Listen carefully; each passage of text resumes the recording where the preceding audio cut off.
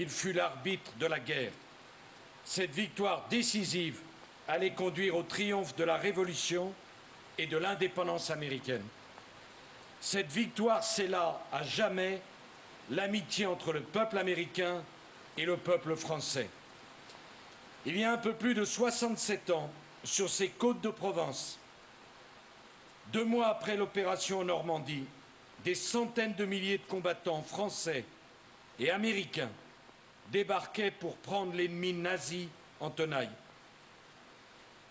Cannes était libéré le 24 août, Toulon le 27, Marseille le 28, Lyon le 3 septembre. Paris avait été libéré le 25 août. Et le 23 novembre, le drapeau français flottait sur la cathédrale de Strasbourg.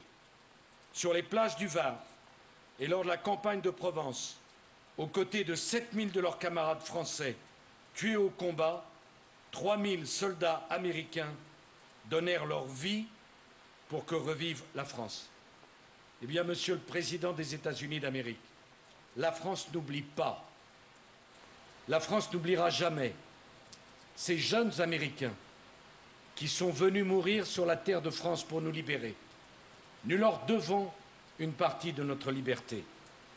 Et vous pouvez dire en rentrant chez vous, aux États-Unis d'Amérique, au peuple américain, que chaque fois qu'un soldat américain meurt dans une opération à l'autre bout de la terre, le cœur des Français est solidaire de la famille de ce jeune soldat américain qui meurt. Parce que ce jeune soldat qui meurt aujourd'hui ressemble à son frère d'armes qui est venu mourir pour nous, pour un pays qu'il ne connaissait pas, pour une idée de la liberté qu'il se faisait. Et l'amitié entre les États-Unis et la France, elle s'est construite par le sang versé côte à côte. Cette amitié, elle s'est construite parce que nos ancêtres, nos aïeux, nos parents, nos grands-parents ont lutté côte à côte. Monsieur le Président, nous sommes les héritiers de cette génération d'hommes et de femmes courageux. La France a été aux côtés des États-Unis d'Amérique au moment de l'indépendance. Et les États-Unis d'Amérique ont été aux côtés de la France quand nous avons été menacés, envahis. Vous vous êtes battus à nos côtés.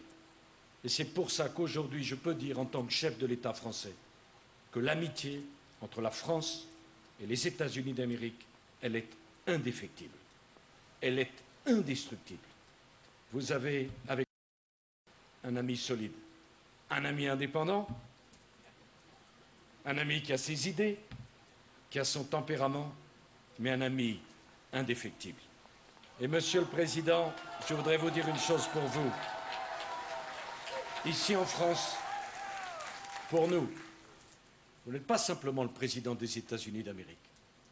Vous êtes le président Obama, avec ce que cela représente d'espoir dans le monde. Des États-Unis à nouveau aimés, respectés par le monde entier. Vous êtes le président. Ici, vous avez beaucoup d'amis, beaucoup d'admirateurs pour votre courage et pour votre leadership. Bienvenue, Barack Obama, président de cette grande nation, sœur de la France, de ce grand pays que nous aimons et que nous admirons.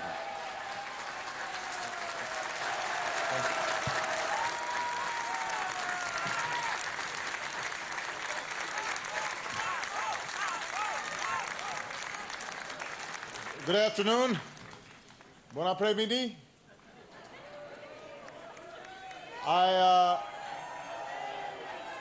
I studied French in school, and that's about as far as I got. Mr. President, I understand clearly the affection with which you once again described our alliance and the friendship between our peoples. So thank you, Nicolas, my partner, mon ami. Thank you.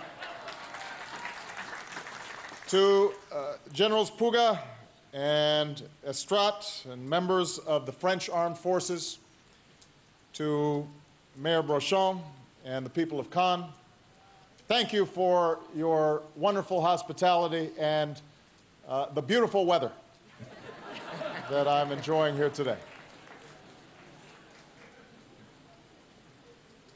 We stand here today as free and democratic peoples because of each other. It was the ideas of the Enlightenment, centered here in France, that helped inspire a band of colonists across the ocean to seek our freedom. It was the success of our revolution that helped inspire your own.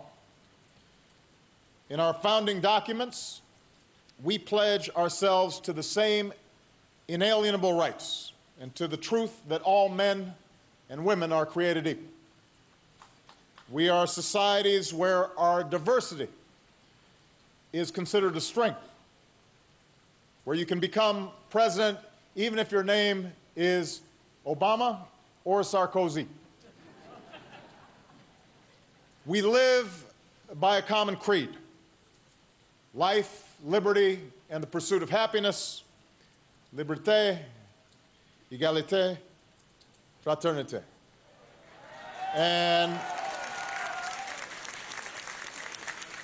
And for more than 2 centuries, we haven't simply professed these ideals.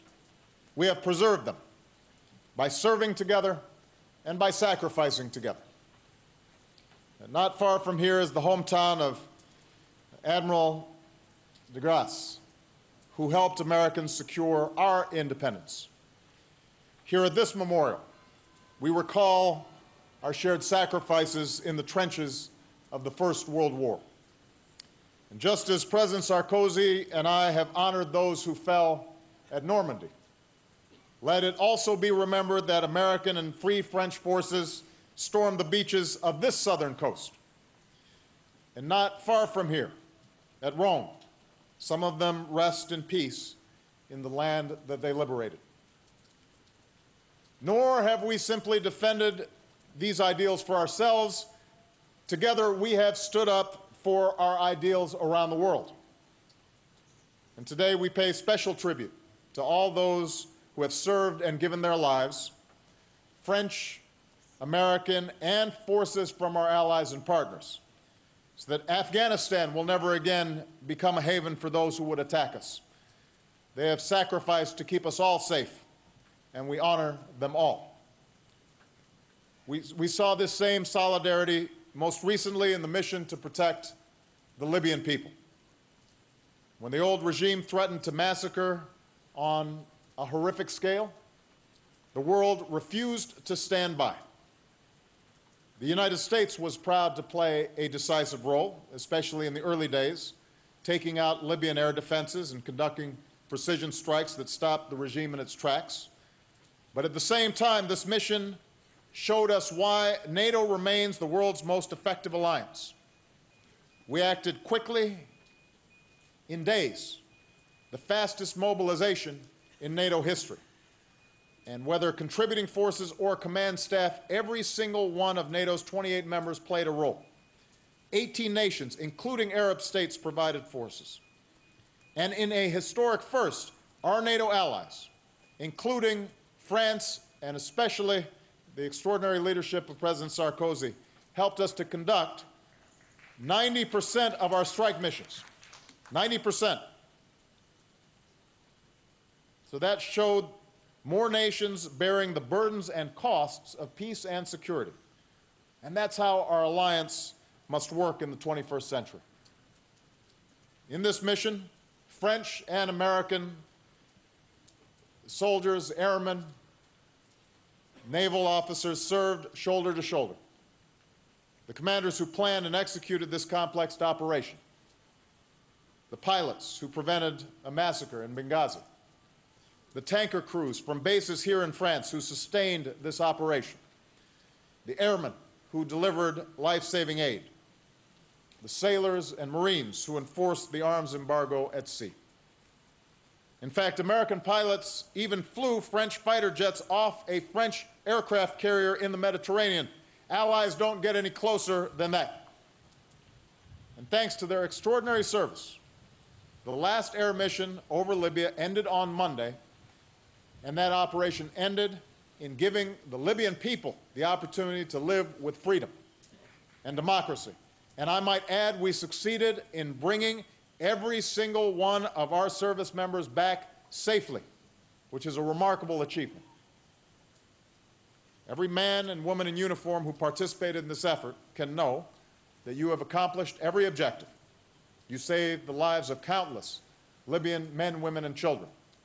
And today the Libyan people have liberated their country and begun to forge their own future. And the world has once again seen that the longing for freedom and dignity is universal.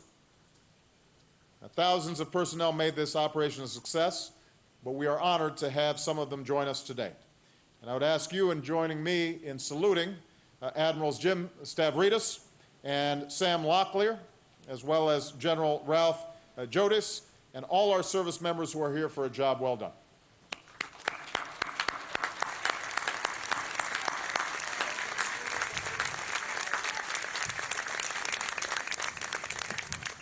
Finally, I would note that this success is part of a larger story. After a difficult decade, the tide of war is receding. The long war in Iraq is finally coming to an end. With our allies and partners, including the extraordinary sacrifices of the French people, we've achieved major victories against al-Qaeda, including Osama bin Laden. In Afghanistan, where French and American soldiers fight side by side, we've begun a transition so Afghans can take responsibility for their security and our troops can begin coming home. Today, America and our allies are moving forward with confidence and with strength.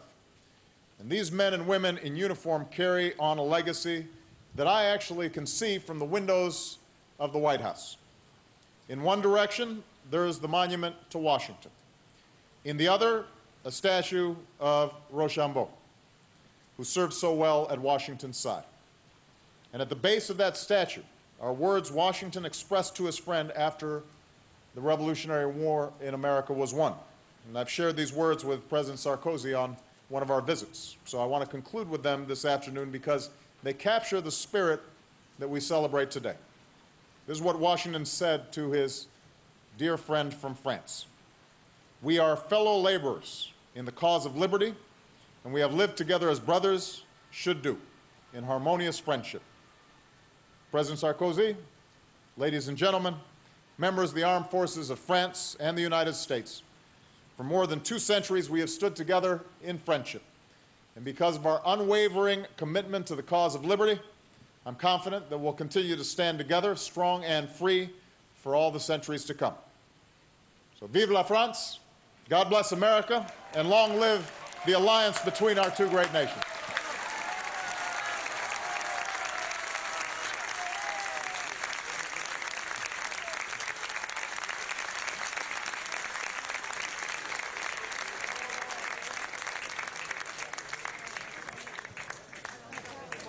Entre les hommes.